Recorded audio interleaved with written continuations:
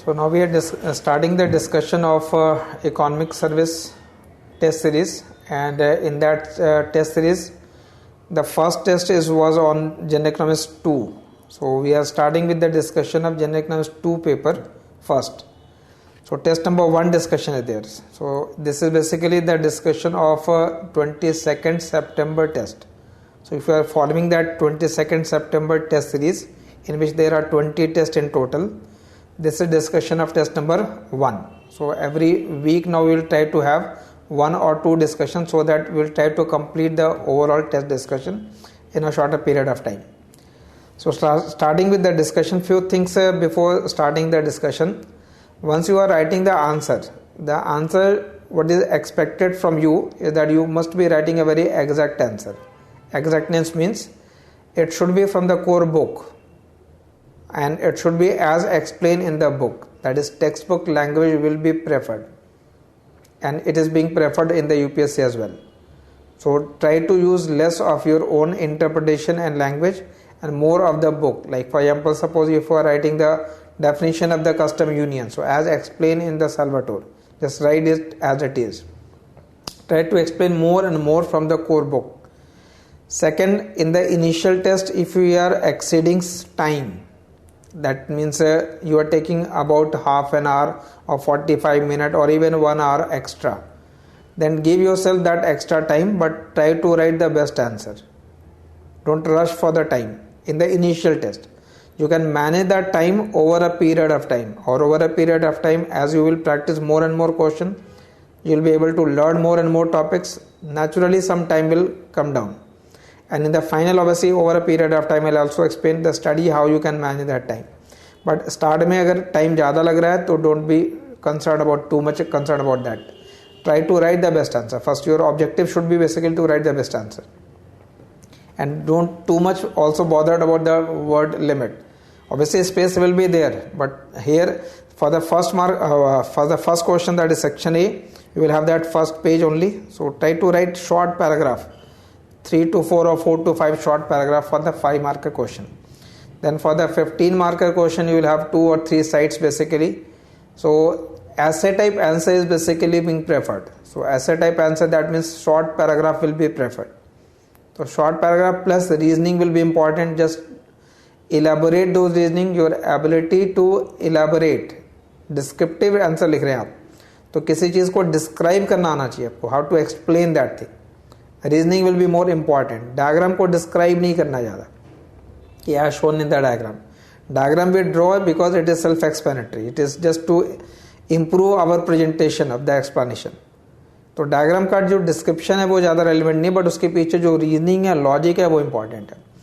किसी क्वेश्चन में जो भी प्रोमिनेंट टर्म यूज हो रहा है, उस प्रोमिनेंट टर्म को अगर हम एग्जैक्ट डिफाइन करके बिगिन करें अपने आंसर को, that will be important. Initial paragraph at least जो फर्स्ट और 2 पैराग्राफ है, it should be very accurate, because that gives an image कि this answer sheet is above average, average और below average, and that will basically determine the marking scheme as well.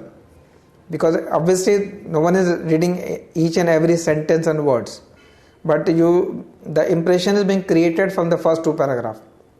So try to write more and more accurate, and जो भी concept आप explain करने जा रहे हैं उसके जितने dimension हैं, अगर वो initial paragraph के अंदर आ जाएं, and then elaboration, rather than you are keeping that introducing by something else and then elaborating the main things later on. Better to incorporate it upfront. So that will give you a better image. ठीक है, तो answer जब आप लिख रहे हैं तो answer लिखते समय उसकी कुछ इंपॉर्टेंट पॉइंट्स है, उसको आपको ध्यान में रखना. So we start with the discussion of test number 1. तो first see that question of test number 1. ठीक है, this test number 1 for general economics 2 paper. ठीक है, जनरल इकोनॉमिक्स 2 का पेपर है, and for general economics 2 paper the initial test included the initial topics of thought, financial market, then macroeconomics. Up to that is basically included. It is not the complete, it is not the full length test for the G2. So the first question, then the first section is, how does proportional income tax act as an automatic stabilizer responding to economic shock or fluctuation? how does proportional income tax act as an automatic stabilizer? So if you are answering this question, the most important term used here is the automatic stabilizer. So what is an automatic stabilizer? Automatic stabilizer is a mechanism by which it reduces the fluctuation of output. So whenever there will be some economic shock, there will be fluctuation in the output, but automatic stabilizer will reduce that fluctuation. So first of all, define that term and how does it respond to the economic shock and fluctuation. So if there is an economic shock, if there will be an economic shock in that condition, what will happen that in the case of economic shock, like if I take this question number 1, first of all, you have to define what do you mean by automatic stabilizer. Meaning of that you have to explain first. I will show you the model answer also. Second, if there will be some economic change, so if there will be some autonomous change in investment, suppose there is an upturn in the economy, so autonomous spending will rise, autonomous investment will rise, downturn mein autonomous spending will fall. So if there will be some change in the investment, then question is, if there is change in some investment, how much will be fluctuation of output? Now fluctuation of that output depend upon multiplier. So multiplier times change in the investment. But when you write the multiplier term, then multiplier term depends upon 1 upon 1 minus C, that is MPC. So if there is no income tax rate, if I consider that tax is only autonomous, if I write T as only T bar, then it will be only this. So that will determine the change in income. But if you take tax as autonomous plus induced, that is proportional income tax, or proportional income tax is small t. So if you take that number, then multiplier will be 1 upon 1 minus C plus CT into delta I. So clearly you have added some number in the denominator which will reduce the value of multiplier and thereby reduce the fluctuation. So automatic stabilizer reduces the fluctuation. So if there is a proportional income tax present, then it reduces the value of multiplier. Now you can elaborate that part. ये तो equation की बात होगी. Elaboration is basically that as there will be any change in the investment. So with change in the investment, there will be change in aggregate demand. With change in the aggregate demand, there will be change in income. But as income will change, and if tax is proportional income tax, then what will happen that TY, that is proportional income tax, will also increase. ये proportional income tax, अगर tax as function of income है, तो income change होने से वो change हो जाएगा. But as tax will increase, it will reduce the consumption, and thereby it will reduce some of the effect of expansion in the investment. So thereby it reduces the fluctuation of the output. Output के fluctuation को वो कम कर देता है. तो 5 marker में obviously short paragraph 3-4 I said you have to write basically in that form. You can see that in answer. So you'll find that model answer on your portal. Automatic stabilizer is a mechanism by which fluctuation in output gets reduced. Fluctuation in output is measured by value of multiplier. Simple रखना but to the point. This is because multiplier measures the ratio of change in output and change in autonomous component of AD. Multiplier का वहाँ पे simply formula लिख दिया delta y upon delta a bar, and now we explain the multiplier. The value of multiplier depends upon MPC and proportional income tax. When tax is only autonomous, no proportional, then multiplier will be 1 upon 1 minus C. But in the case of proportional income tax, multiplier will be 1 upon 1 minus C plus CT. So since 1 upon 1 minus C plus CT is less than 1 upon 1 minus C, therefore fluctuation in output will get reduced. So hardly short 5 mark के obviously आपके पास 5 to 6 minute का time है उसको लिखने का. Clear? तो write up to this and just उसको थोड़ा reasoning के format में elaborate कर सकते हैं if you have more space and time, or you can manage more words on that page. So this type of presentation will be there, should be there. Define that term, use the equation wherever it is possible, and explain the reasoning behind that equation. Then The second question is explain the concept of real GDP and nominal GDP, which is a better indicator to measure economic performance of a country. अब national income accounting का question usually वो 5 marker वाले question में generally रहता है, तो you will get 1 question from there. Concept of real GDP and the nominal GDP. So the difference between real and nominal is that nominal is always measured at nominal is basically the monetary term and real is basically purchasing power. So when we explain the nominal GDP, it measures GDP at current market price, and when you measure the real GDP, it measures GDP at constant price. So when you write the real and the nominal, so real is calculated at constant price, nominal calculated at current price. So nominal can change because of change in the current price also or quantity also, but since real is calculated at constant price, so it can change only because of change in quantity. So if the nominal GDP goes up, we cannot say that actually production has gone up. It can go up because of the price also. But if the real GDP goes up, क्योंकि हमने real में price तो same रखा हुआ है, so if the real GDP goes up, then clearly we can say that there is more production. So in that sense, real GDP is better as compared to the nominal GDP to measure economic performance of a country. So again, meaning of that term and the significance and the relation. Third question is, as the demand for money becomes more sensitive to change in income, does LM curve becomes steeper or flatter? As the demand for money becomes more sensitive to change in income, does the LM curve gets more flatter or steeper? Explain your answer. So this question basically refers to the slope of LM curve.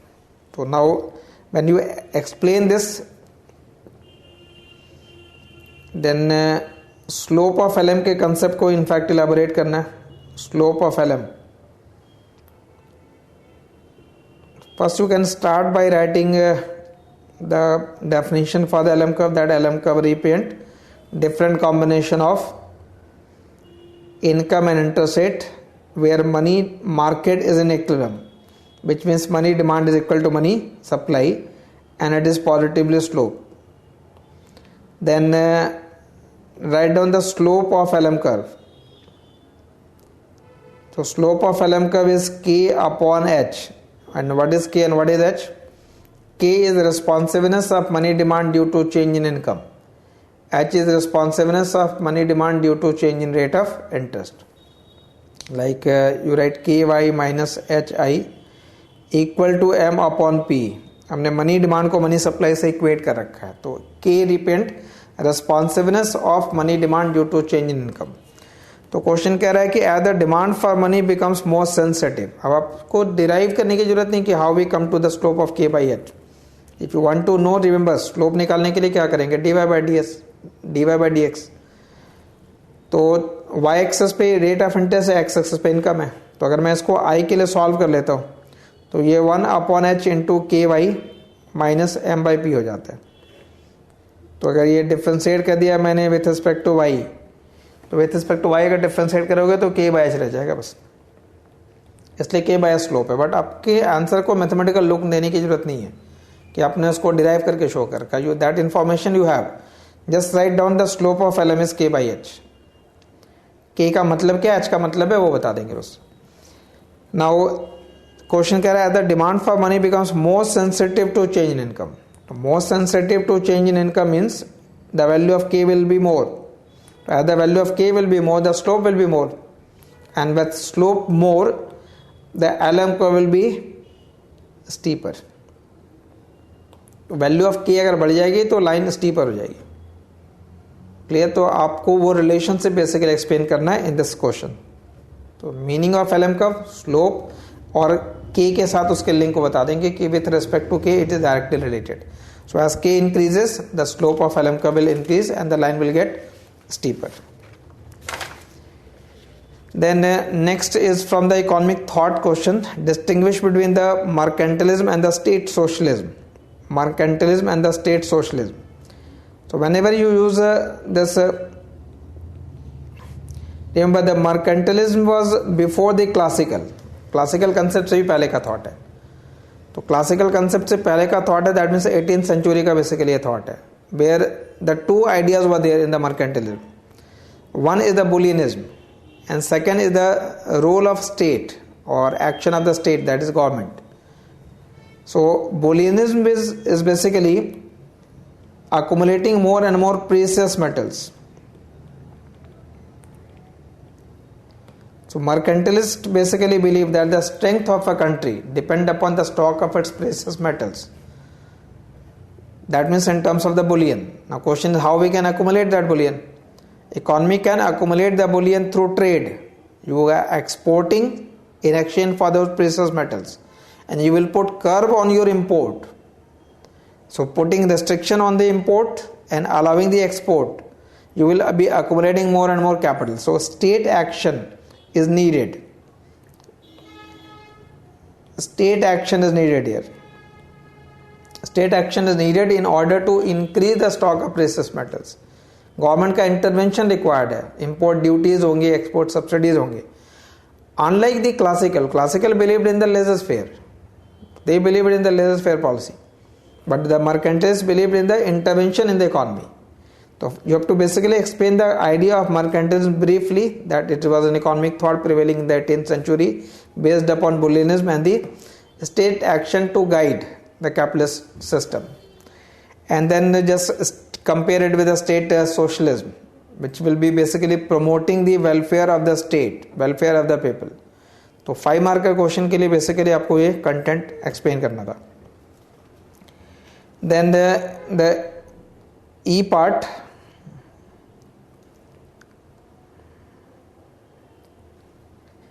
this question says explain the concept of balanced budget multiplier. Use equation to illustrate why balanced budget multiplier is typically greater than 0. Why balanced budget multiplier is greater than 0.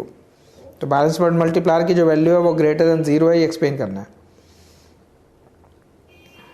तो balanced budget multiplier, first of all you have to explain that term balanced budget multiplier.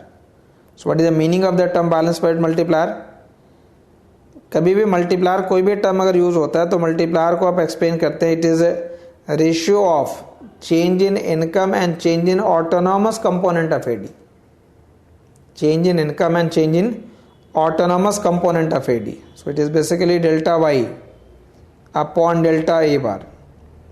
But when I say balanced budget multiplier, तो उसका मतलब है delta A bar is actually delta G या delta T, but ये दोनों number equal है. So this number is basically showing the balanced budget multiplier. That means equal change in government expenditure and equal change in the tax, so that the budget remain balanced. So why the question is basically use the equation to illustrate why it is typically greater than 0. Why it is not 0? Remember, out of these two terms, एक government expenditure is basically injection and tax is leakage from the circular flow of income. तो अगर leakage और injection बराबर है तो generally we can say that income तो constant होनी चाहिए, but income will actually change because government expenditure का इफेक्ट ग्रेटर होता है और टैक्स का इफेक्ट कम होता है. And why it is when you calculate change in income because of change in government expenditure, तो you multiplied by the government expenditure multiplier, which is 1 upon 1 minus C, ignoring that small t. And when we calculate change in income because of change in tax, you multiply it by the tax multiplier, but tax multiplier ध्यान देंगे ये minus C upon 1 minus C होता है, multiplier की value वहाँ कम है. तो what is the combined effect? Combined effect के लिए 1 upon 1 minus C into delta G plus minus C upon 1 minus C into delta G कर दिया, क्योंकि delta T और delta G की वैल्यू बराबर है, so that you can take it common. So delta Y is equal to 1 minus C upon 1 minus C into delta G. Therefore you write delta Y over delta G as equal to 1, greater than 0 लिखा. Reasoning explain करने का मतलब होता है यहाँ पे explain करना कि why government expenditure will have a greater expansionary effect and tax will have a lower contractionary effect. Tax से इनकम कॉन्ट्रैक्ट होगी because tax will reduce aggregate demand. Government expenditure will increase aggregate demand, so it will expand. But why tax will have a lower contractionary effect? Because when you impose tax, it will reduce disposable income. When disposable income get reduced, it will reduce your consumption and saving both. It is not that only consumption will fall, because MPC की value is not 1, it is less than 1. So whenever disposable income will fall, it will have impact on your consumption as well as on saving. इसका मतलब है consumption का decline कम होगा as compared to decline in disposable income. Government expenditure has a greater effect, tax has a lower effect. That reasoning must be part of your answer. ठीक है, वो आपके answer के पार्ट में होना चाहिए. Like LM curve, then state and balance but multiplier पहले आपको एक्सप्लेन कर देना meaning. Balance but multiplier measures the change in equal income when government expenditure and autonomous tax both changes by equal amount and it is not fiscal neutral होता अगर multiplier की value 0 होती. This is because government expenditure has greater expansionary effect than contractionary effect of tax. Key word should be there upfront and then explain it. As we know, government expenditure multiplier is greater than tax multiplier. It happens because tax reduces disposable income and thereby reduces consumption. But it is less than decrease in disposable income because MPC is less than 1. So that type of paragraph जो reasoning को elaborate करता है वो आपके answer के part में रहना है. And then come explain it by in terms of equation. The expansion effect of government expenditure measured by this equation. Contractionary effect of tax is measured by this equation, and then the combined effect is this, which is greater than 1. तो जो model answer में content available है आपका answer sheet मोर और less उसी format में होना चाहिए. Clear?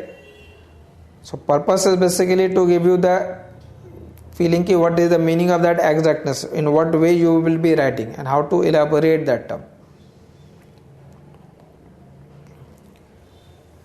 Then the next question is compare Human Development Index with Human Poverty Index as a measure of development. HDI और HPI को compare करना है. तो Human Development Index और Human Poverty Index. So first you write Human Development Index is a parameter which can assess the impact of growth.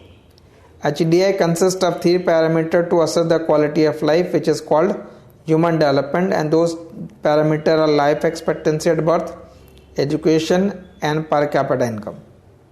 तो जो 3 dimension है उसको स्टार्ट में पहले फर्स्ट पैराग्राफ में बता देना है. And to calculate any index you apply this formula, मतलब उस कंट्री का इंडेक्स लिखेंगे minus minimum value upon maximum minus minimum value. Like life expectancy है तो at any given point of time how much is the maximum life expectancy and how much is the minimum. जिस country के लिए calculate करेंगे वो number यहाँ लिखेंगे और यहाँ मिनिमम लिखेंगे. So by using this formula you calculate education index, life expectancy index and the income index, and then we take the geometric mean to calculate the HDI. वो कैलकुलेट करने के बाद आप और उसमें एजुकेशन निकालते समय मीन ईयर ऑफ स्कूलिंग है, एक्सपेक्टेड ईयर ऑफ स्कूलिंग है. Mean year means how many years adult person has went to school, and expected year how many years a current 5-year child is expected to go to school. So you have to use those term and just compare it with the human poverty index. ठीक है, तो ये HDI निकालने के लिए हम तीनों index का बेसिकली ज्योमेट्रिक मीन लेते हैं. एंड जो poverty index है, it is basically measured a country's poverty by focusing on the deprivation of human life. वो अचीवमेंट के लिए और ये डेप्रिवेशन के लिए. तो ह्यूमन पॉवर्टी इंडेक्स में you have to basically measure in terms of the amount of illiteracy, mortality. तो वो dimension basically human poverty index के लिए कैलकुलेट करना है. तो HDI और HPI basically the UNDP developed HPI to complement the HDI. It was first published in this, so some fact has to be provided in the form of multi-dimensional poverty index, which supported basically the HPI concept. So you can refer from that model answer for section A. वहाँ पे paper में आ रखिएगा you will have that one side available. तो यहाँ पे थोड़ा elaborate करके मैंने लिखा so that वहाँ condense करके आपको within space वो आंसर लिखना. But the format should be this. That means like LM curve अगर का क्वेश्चन आ रहा है तो LM curve का आपके पास डेफिनेशन होना चाहिए स्टार्ट में. So this was in section A. Now come to this section B. Section B will now include some greater weightage questions. Normally first section के अंदर जो क्वेश्चन होता है उस क्वेश्चन में नेशनल इनकम का या इकोनॉमिक थॉट का एक दो क्वेश्चन मिल जाता है. Now see the second question, second section.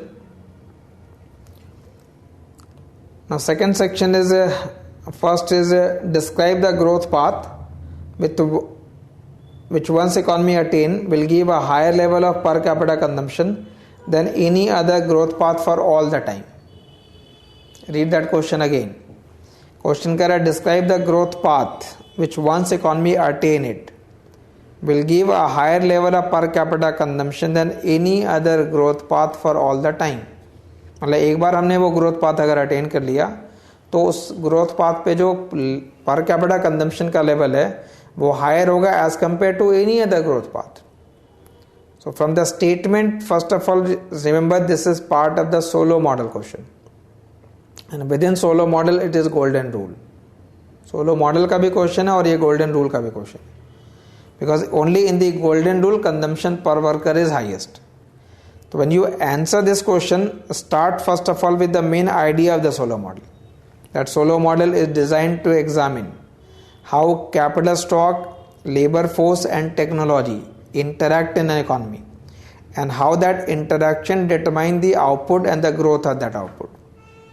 I repeat, how solo model is basically examining what? How capital stock, labor force and technology interact and how that interaction is basically determining the output growth rate. So when you explain this part, section B,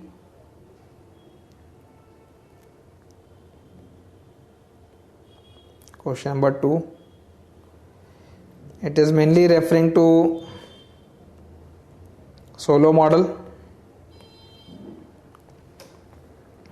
So when the statement was basically referring to this, y is a function of capital and labor, और इसे explain करते समय a capital to the power alpha और labour to the power 1 minus alpha लिया. तो इसका मतलब हो गया y एक्चुअल में जीडीपी है. सो जीडीपी आउटपुट है. That GDP and output depend upon a is technology, k is capital stock and l is labour force. So how technology, capital stock and labor force interact and how that interaction determine the output.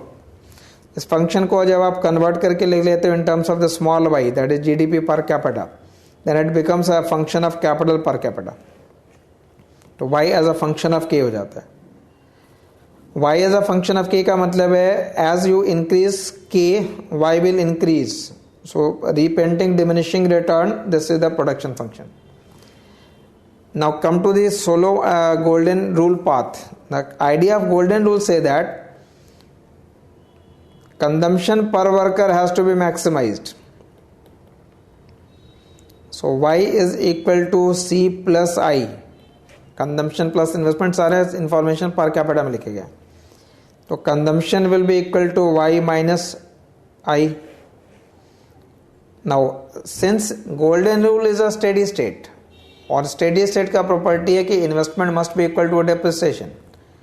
So if in place of investment you write depreciation, so investment equal to depreciation और depreciation हो गया delta into K और y is a function of k. तो y की जगह आपने function of k लिखा minus delta into k, that will be your consumption. But we have to maximise consumption. What will be the value of k where consumption get maximise. तो mathematically if you have written that equation तो इसको differentiate करके equate कर देंगे zero से. Production के function का differentiation हो गया मार्जिनल प्रोडक्ट ऑफ कैपिटल और इस टर्म का डेरिवेटिव हो गया डेल्टा, इक्वेट कर दिया जीरो से. तो marginal product of capital must be equal to depreciation rate. वहाँ करना नहीं है differentiation, just I am explaining it in terms of concept. You have to just learn this part. The steady state golden rule be attained when marginal product of capital is equal to depreciation rate because it has been achieved by differentiating it, by maximizing it. तो golden rule के अंदर basically ये condition आपको hold करना है. So when you explain it in graph, one line you will draw for the depreciation, one line you will draw for the function, that is income function. This is a y as a function of k. y और i के बीच का जो gap है वो consumption है और मुझे consumption को मैक्सिमाइज करना है. तो जहां पे भी ये कंजम्पशन मैक्सिमाइज हो रहा है वो मार्क कर देना.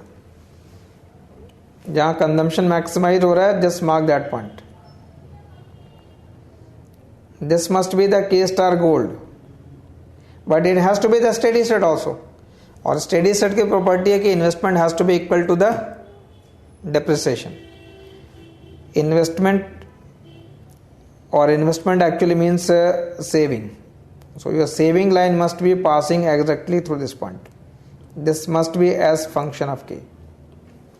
It cannot pass above or it cannot pass from below. It must pass from that point, which means we need a specific rate of saving. At any other rate of saving, consumption per worker will not be maximized. So this must be the saving rate. So there is a unique saving rate. So this is the rate at which consumption per worker is maximized. अब अगर इसको आप elaborate करना चाहते हो तो elaborate करने का अब एक तरीका है. We can take two different cases. Economy may have too much of capital, economy may have too little capital. I will explain the only one. और वहाँ स्पेस कम रहता है. अब दोनों कंडीशन आकर के किसी एक को भी एक्सप्लेन कर लोगे, that will be enough. So starting with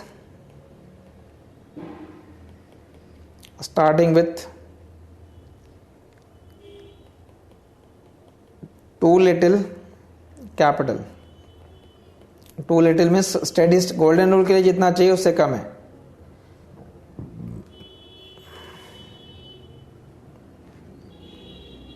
You can draw one line, function line, जहां पे ये गैप मैक्सिमाइज हो रहा है वो मार्क करेंगे. तो अगर ये के स्टार गोल्ड है बट इकोनॉमी का स्टॉक उससे कम है, कम होने का मतलब है you are not passing that saving line from this point but from here.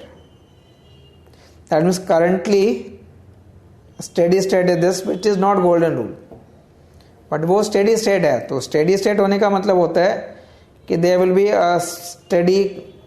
a steady output,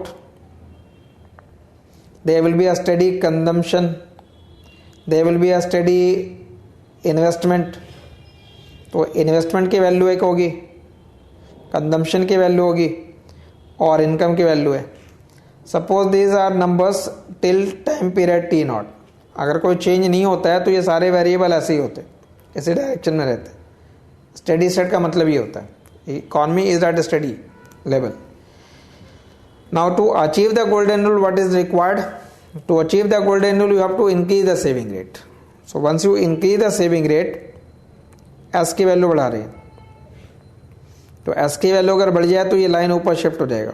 it must be passing through this point now to achieve it. But now to explain the process.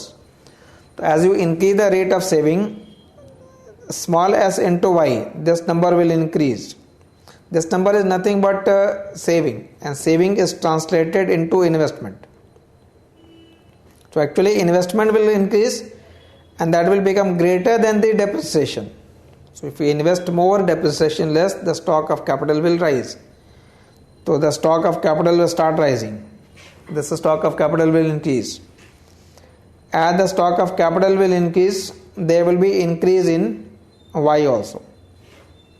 But as y will increase, तो obviously यहाँ जो y होगा ये y की value बढ़ेगी and it will continue to rise till it reaches the new steady state. It will not rise forever.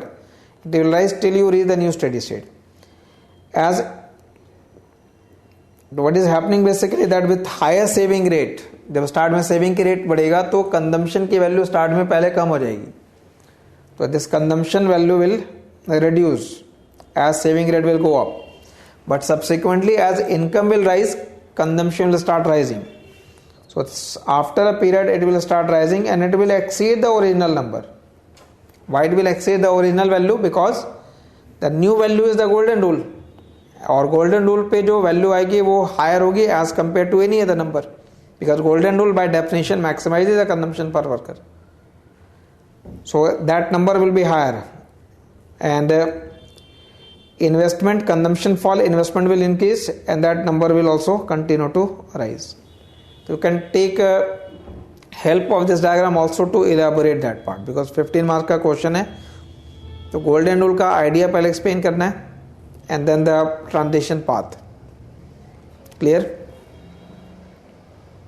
I think this question was asked already in the civil service exam 2016 या 17 के paper के अंदर है, but nowhere it is written solo model. So question in that sense is a little confusing. Obviously you have to relate it कि consumption, level of consumption must be higher as compared to any other growth path. It is basically saying that.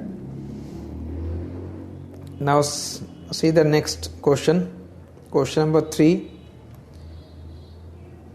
When is it more effective to pursue a Hirschman study compared to the next balanced approach? Discuss after explaining the essence of both the models. So mainly this is a descriptive question for Hirschman study and the balanced growth study, next study.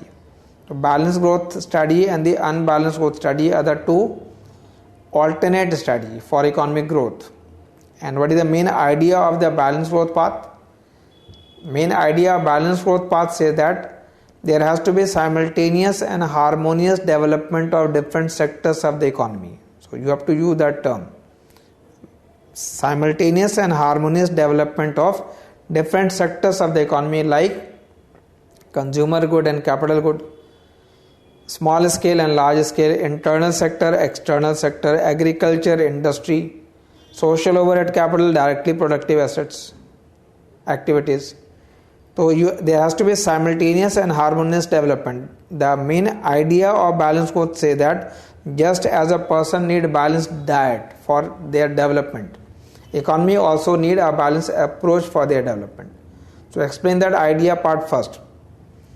Then obviously to develop all sectors together you need a lot of resource, but developing countries lack those resources. So as an idea, balanced growth study is better. But due to lack of the resources, generally they go for the unbalanced growth study given by the Hirschman. So unbalanced growth study basically say that economy has to maintain chain of disequilibrium.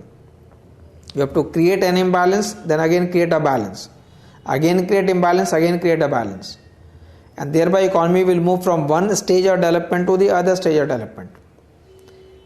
It has been elaborated more in the form of social overhead capital and the directly productive assets. Main term, that means key term you are using basically the social overhead capital. Social overhead capital are basically the infrastructure investment. And directly productive activities are, let us say for example, if I say this is road, then the DPA is basically car. So more investment in the overhead capital create external economies of scale, which is appropriated by the directly productive activities. Now, abhi line technical, it sounds technical. What is the meaning of it? Simplified form इसका मतलब हो गया कि जो social overhead capital है, that will reduce the cost for the DPS, like more investment in the transportation, more highway construction, reduces the transportation cost. So they create the external economies. So they create the external economies and DPA appropriate the external economies. So the growth could be via SOC and then DPA. That means more investment upfront in the SOC by the government. It will create incentive for the private sector to invest more in the DPA. It could be the other way around also. It could be through the shortage of SOC also. More investment in the DPA, that will put pressure on the government to provide more of the SOC. Remember, SOCs can be provided by the government. They require a lot of infrastructure investment, big investment. So growth could be through the SOC, excess of SOC, or through the shortage of SOC.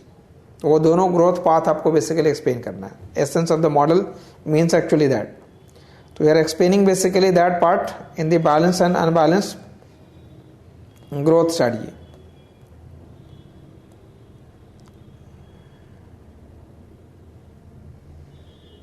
ठीक है, balance growth study के लिए जो की words का हमेशा रखिएगा, simultaneous and harmonious development of different sectors of economy. so that all sectors must grow together. और जब आप अनबैलेंस ग्रोथ स्ट्रेटजी में लिख रहे हैं तो उसमें chain of discipline that must be kept alive. Then you can substantiate it by the diagram. That means there could be, we can draw a given level of development having different combination of SOC and DPA. In the case of balanced growth, you move from one point to the other point. You move from point A to point B, A to B, or B to C. This is drawn at 45 degree line, तो यहाँ पे DPA equal to SOC हो जाएगा.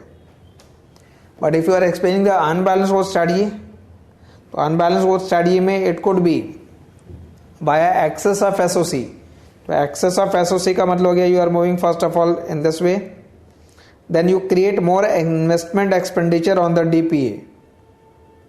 So first movement this and then this. From one level to the next level, but you are moving via excess of the SOC, or it could be the other way around also.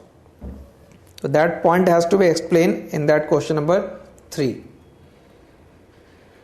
Then question number 4, it says discuss Friedman statement, restatement of quantity theory of money.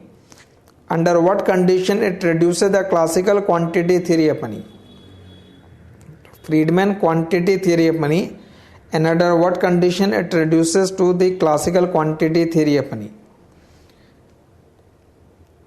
So whenever you explain this question, Friedman concept, remember Friedman has link with the classical and it differs from the classical also. It has link with Keynesian and it differs from the Keynesian also. Because unlike the classical, Friedman do not agree. Friedman say that output can be more than full employment. Friedman is a neoclassical. तो neoclassical है तो obviously उसने classical concept को modify कर रखा है. तो classical concept था कि output की value हमेशा full employment के बराबर है. Friedman say that output is not always equal to the full employment. Classical concept में money demand does not depend upon interest rate. Friedman के concept में money demand depend upon the rate of interest. तो Friedman plus unlike the Keynesian, Keynes के concept में money demand has component money demand, that is transaction money demand, speculative money demand. Friedman के concept में demand for money is aggregate. We keep money as a part of our portfolio and that portfolio consist of cash, bond, equities, housing and so on. There are many assets. So the demand for money, which is a real demand for money, is basically a function of, first it is a function of income, but that income is permanent income. Friedman gave the concept of permanent income, which is a long-term income based upon which you can maintain a steady level of consumption for a longer period of time. Then it says demand for money depend upon the division of wealth between human and non-human form. It depend upon the price, it depend upon the rate of return on bond, rate of return on equities and so on. There are many factors. तो Friedman का जो model है, it is basically aggregate demand for money. Plus Friedman has also modified the quantity theory of money given by the classical. Classical concept में जो quantity theory of money है, that quantity theory of money is stated in two form. One by the Fisher, MB equal to PY. And other by the Cambridge, where you write M is equal to 1 upon V into Py and 1 upon V replaced by K. But that K is inverse of the velocity. और classical concept में velocity को constant माना है, तो K का value भी constant हो गया. But Friedman कहता है the value of K does not remain constant. मतलब proportion of income जो हम अपने पास cash balance रखेंगे, that number is not constant. Since it is, so if it is not constant, obviously it depends upon what? It depends upon the rate of interest, and it also depends upon the rate of change in the price. Friedman has basically modified the quantity theory of money. Friedman has given the modern quantity theory of money. So modern quantity theory of money is basically different from the classical quantity theory of money. अब question कह रहा था कि under what condition it reduces to the classical quantity theory of money, किस condition में ऐसा हो जाएगा. तो कंडीशन एक्चुअल में जो क्लासिकल के अजम्पशन अगर हम उसे फॉलो करें, तो क्लासिकल अजम्पशन है कि employment full output full employment के बराबर है, या के वैल्यू को अगर हम कांस्टेंट कंसीडर करते हैं, in that condition it will become to the classical concept. तो Friedman has actually modified the classical concept. Classical concept को उसने मॉडिफाई कर रखा है. So that part is in question number 4. Then when you read question number 5, it says how would new Keynesian model explain the impact of decline in government expenditure on output price in the short run and the long run? How can you say explanation is a combination of classical and the Keynesian school of thought? Classical and Keynesian school of thought.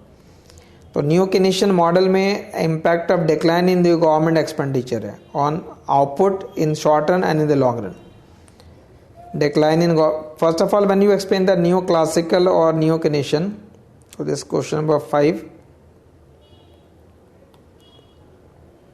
you can use the ADAS line. So aggregate supply line, positive aggregate supply line. It is not classical. Classical होता तो vertical draw करते. And aggregate demand. Suppose we take their intersection at natural level of output. तो यहाँ से price expected price के बराबर होगा. अब क्वेश्चन में कहा गया decline in the government expenditure. So if government expenditure decline then actually IES curve decline, और ISLM से हमने AD डिराइव कर रखा है. So when government expenditure decline, then AD will decline. As AD decline, what is the short run effect and what is the long run effect? Short run में movement हो जाएगा क्योंकि short run में output can be less than full employment, so it will reduce. Price will reduce, so this will be the price and that will become the expected price for the next period. ये expected price था first period का, ये expected price हो जाएगा next period के लिए. This will become expected price for the second period. और AS की property it will always pass through the point where y equal to yn and price equal to expected. So it will, that means in the second case aggregate supply line will shift and it will pass through this point because ये point है जहाँ पे y yn है और price expected के बराबर हो जाएगा. तो in the second period aggregate supply line will shift. And it will shift again, the price will reduce further. ये next period का price हो जाएगा. And that will become expected for the third period. We are actually following the adaptive expectation. So this process of shifting AS will continue till you reach this point of yn. तो हमारा next point actual में हमारा shift होकर के yn पे आ जाना है. तो in the short run output will reduce, but in long run output will return back to the yn. तो अगर आप long run का point connect करो, this will be your first point and this is the last second point. You will have basically the vertical aggregate supply curve. Long run में line vertical हो जाएगी. So in the short run basically it is a positive slope, in the long run it will be get vertical. So impact in the short run is that output will reduce, in the long run output will not reduce, only price will reduce. ठीक है, तो ये classical और केनेशियन का combination हो गया because Keynes के concept short run में सही होते हैं. तो you find that output has reduce in the short run, classical concept correct in the long run, so in the long run output will remain same. So in that way it is combination of both classical and the Keynesian. Then next is question number 6. Question number 6 is saying compare and contrast the loanable fund theory with liquidity preference in explaining determination of interest rate. Compare and contrast loanable fund with the liquidity preference. So first is what is loanable fund theory. Loanable fund theory is classical. In that classical loanable fund theory, it was said that there is a loanable fund. Supply of that fund is by saving. Fund is demanded by firm and government. Firm will demand it for investment purpose. Government will demand it for meeting the government budget deficit. And household will be providing in the form of savings. So you draw it graphically by writing saving line, then investment line, and investment plus government and minus expenditure. This is I. This is a I plus G minus T. This is S. Their equality will determine the rate of interest. This is basically the loanable fund argument. तो loanable fund argument को जब आप elaborate करते हैं, इसका मतलब है house hold ने अपने सेविंग से बॉन्ड बाई किया. So in the bond market they are buyer of the bond. By buying the bond you give money to the firm, और by buying the bond you give money to the government. Firm and government has issued the bond. They are the seller in the bond market. So they have sold their bond. In exchange, they have taken their loanable fund.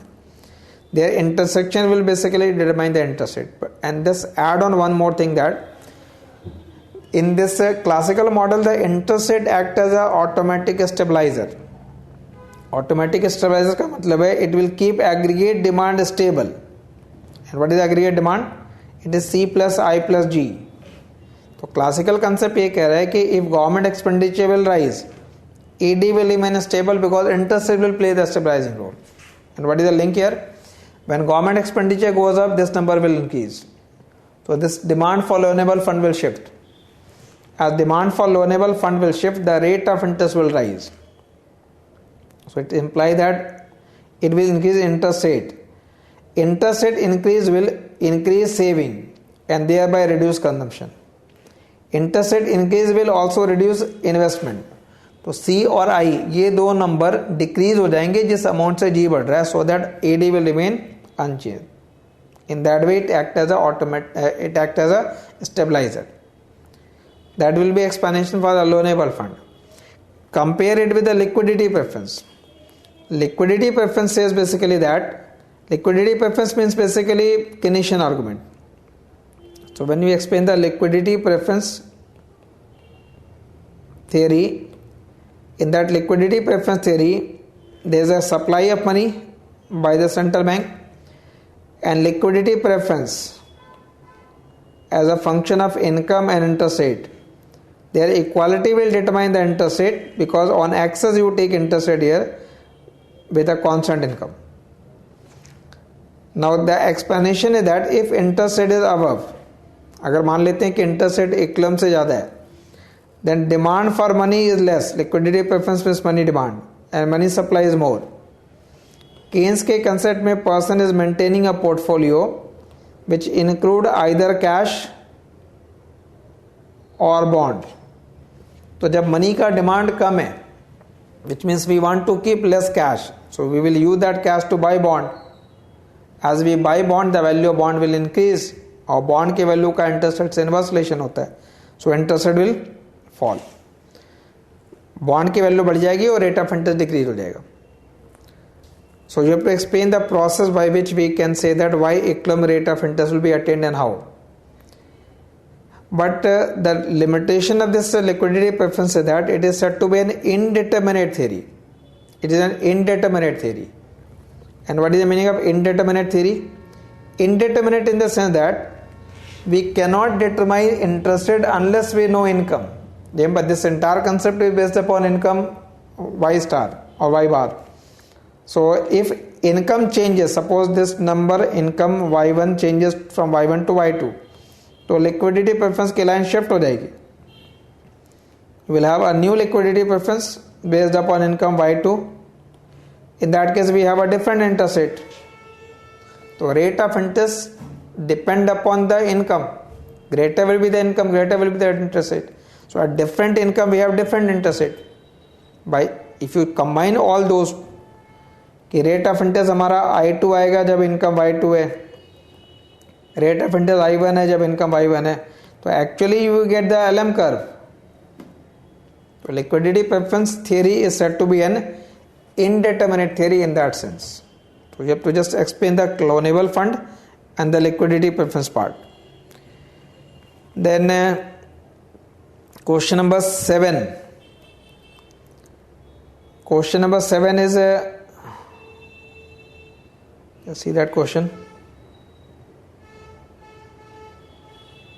The striking feature of classical model The striking feature of classical model is supply determine nature of output and employment. Elaborate that statement. Striking feature of classical model is supply determine nature of output and employment. इस लाइन का मतलब होता है, this line is basically given in the Froyen में chapter number 3 के अंदर एक लास्ट में कंक्लूजन के फॉर्मेट में लाइन है. The line has been taken directly from there. The striking feature of classical model is supply determine nature of output and employment. अब इससे एक्सप्लेन अगर आप कर रहे हैं 15 मार्क्स वाले क्वेश्चन में, तो have to start from the classical concept. So that means according to the classical concept, output is always at full employment level. Full employment is there because of flexibility of wage, because labor market is always in equilibrium. If they are not equal, then wage will adjust immediately. So you have to start from that. Wage flexibility पहले बतानी है, main idea पहले explain कर देना है, and then when you elaborate the classical concept, तो classical concept actually uses classical IES, classical AD and loanable fund. ये 3 instrument है, 3 टूल कह सकते हो. तो classical AS is derive from production function, classical AD derive from classical quantity theory money, and the loanable fund theory just explained here. So once you combine all you can use in this way. एक production function का line draw कर लेंगे. Production function means you write here y as a function of n, y as a function of capital which is constant and employment of labor. Then you draw labor demand, labor supply ns, labor demand nd.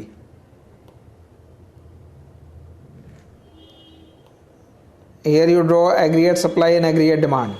So labor demand, labor supply will determine the full employment, that will determine a specific wage W1 by P1. With this employment, economy produces a given output is YF. उस output को आपने यहाँ कहीं mark कर लिया, and you have drawn that line.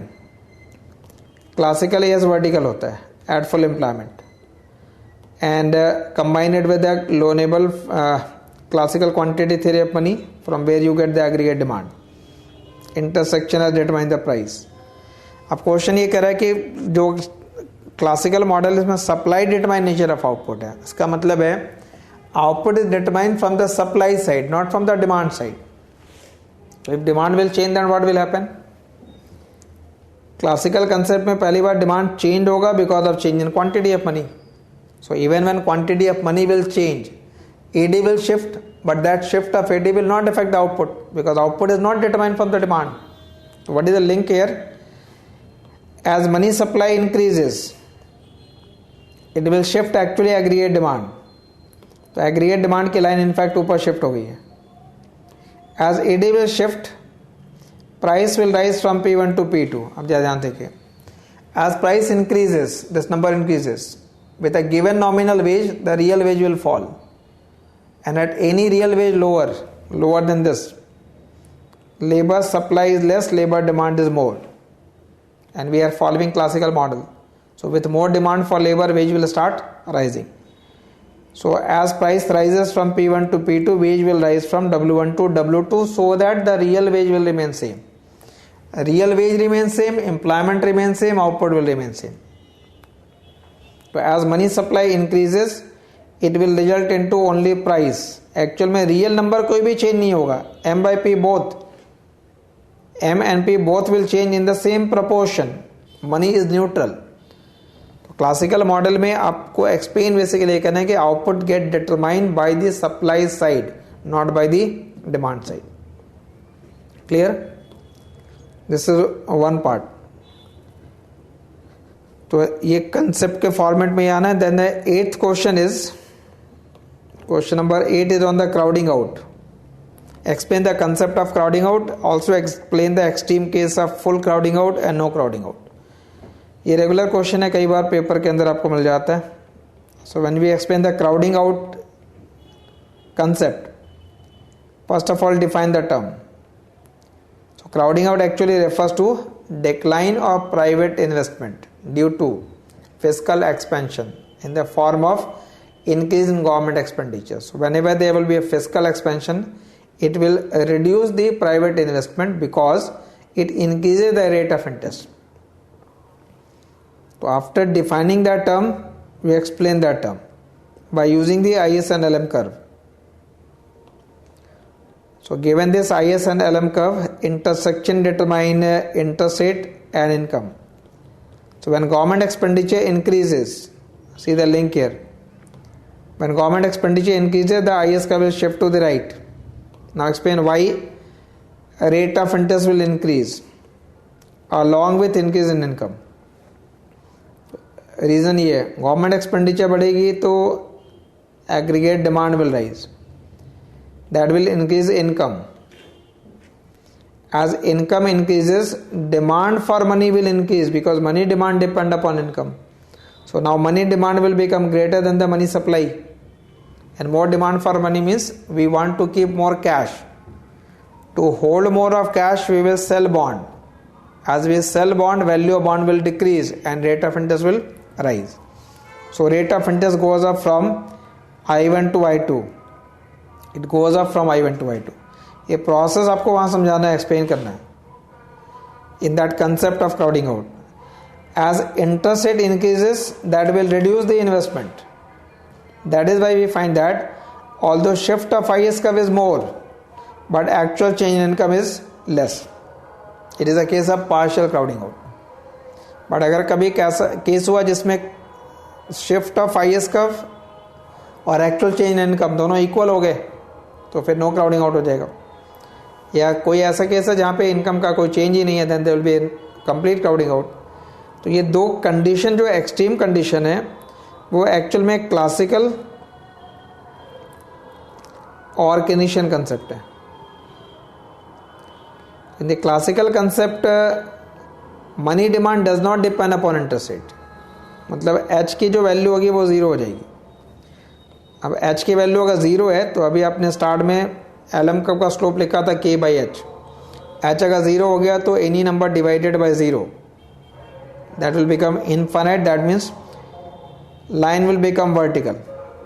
तो classical में LM vertical है. So with the vertical LM, if you shift the IS curve, then no change in income. Income will remain same because वो वैसे भी full employment के बराबर है.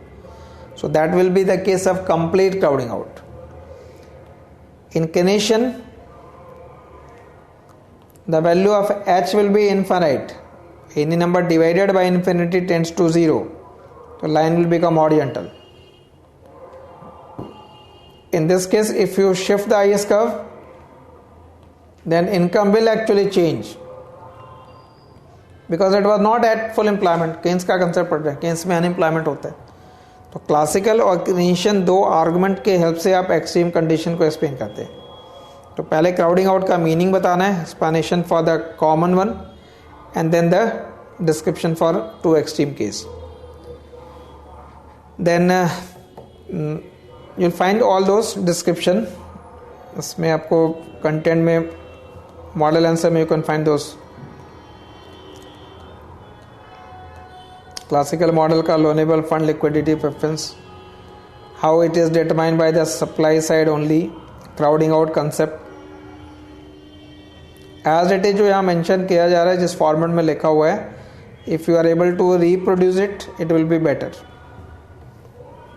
ठीक है. Then the 9th question is basically inflation targeting eliminate deviation of output from the natural level, discuss. What is the shortcoming of this argument? So inflation targeting actually means targeting inflation at a low level, and you can keep that inflation target at a low level in the short run as well as in the long run. So that concept is basically known as the inflation targeting. अब एक drawback actual में आया, critics का argument ये होता है कि if you are targeting inflation, तो in order to target inflation you must have a given money growth rate. So if economy is having some recession, तो recessionary condition में generally we say that RBI should intervene in the market by increasing the money supply. But if RBI is too much concerned about inflation, then it is not using its liquidity, it is not using its money supply in order to promote growth or to generate employment. That is a concern. But those who are defending the inflation targeting, they say that even in the short run it will be, if they are concerned about inflation, they are equally concerned about the employment as well. मतलब अगर आप उसको Phillips curve के equation की help से भी explain कर सकते हो. फिलिप्स कर्व के इक्वेशन का मतलब है, you can use this statement in this form, like inflation of any particular period t is equal to inflation of last period minus alpha ut minus un. अब अगर inflation target को हम short run में ही follow करें, मतलब pi T की जो value है और पाई टी माइनस वन की जो वैल्यू है या पाई टी माइनस टू की जो वैल्यू है, ये सारे नंबर अगर टारगेटेड रेट के बराबर हो, तो टारगेटेड रेट का मतलब हो गया पाई टी की जगह भी मैंने पाई स्टार लिखा, पाई टी माइनस वन की जगह भी पाई स्टार लिखा है. ये तभी हो सकता है जब यू टी की वैल्यू यू एन के बराबर होगी. It is possible only when ut is equal to un. So if RBI is not able to keep unemployment at the natural rate, then RBI will fail to achieve the inflation targeting also. So the statement was, inflation targeting eliminate deviation of output from its natural rate discussed. So inflation targeting is basically, it is eliminate the deviation of output from the natural level. You can achieve the inflation targeting only if you are able to keep unemployment rate equal to the natural rate. Clear? So this was in section B.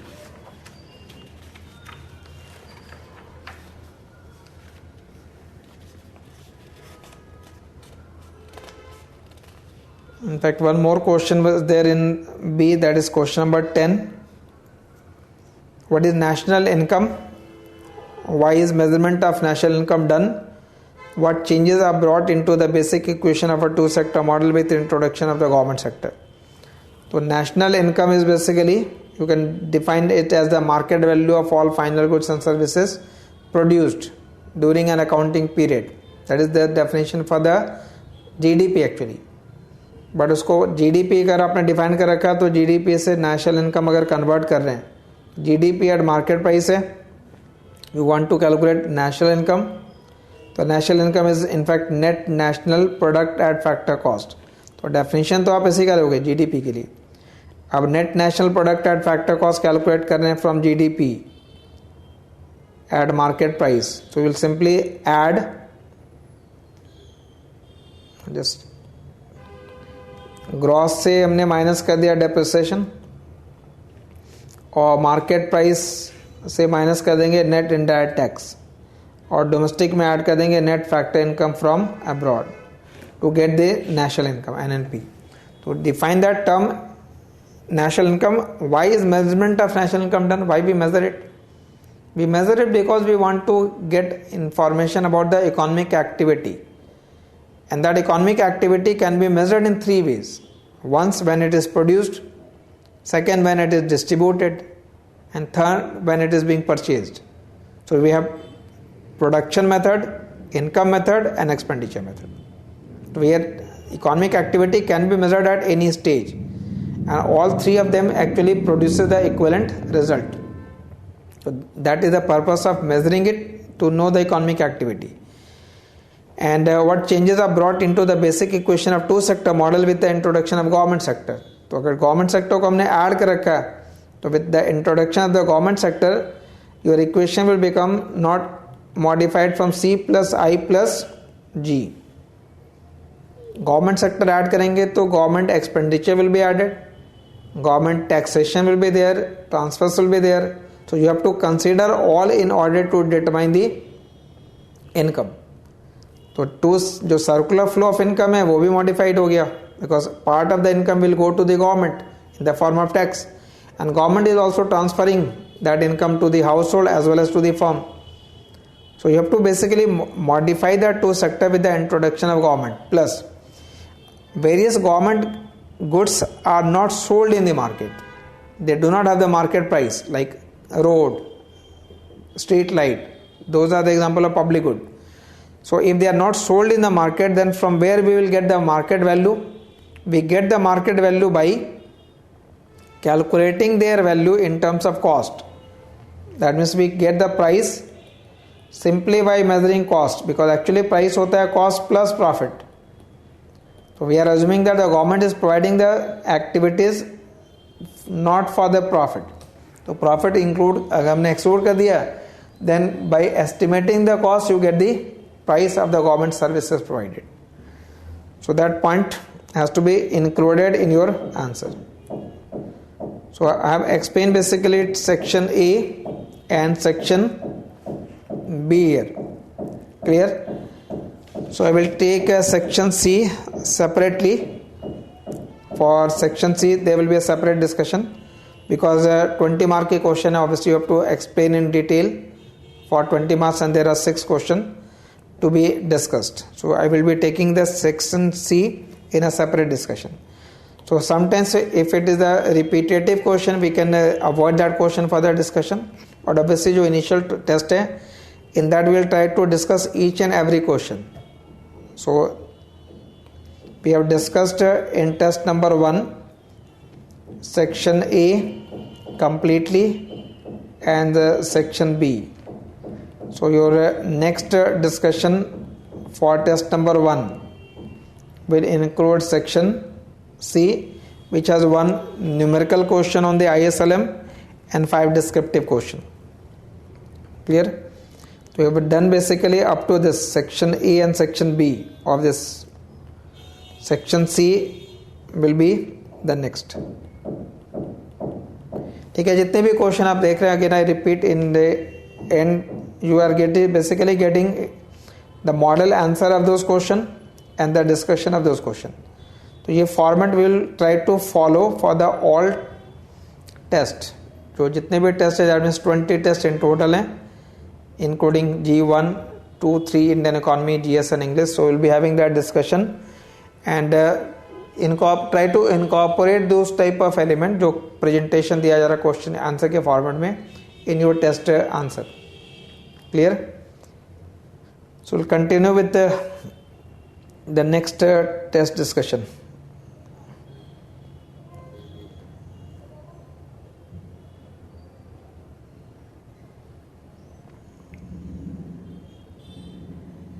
Clear? So we'll continue with this. Test number 1 के discussion से continue रहेगा. Mostly I think we have done 6 question there in fast and 9 there. 9 and 6. 15 question कर लिया. Section C के अंदर आपके 6 question और होते हैं. So will take up the test 1 discussion section C separately. Thank you.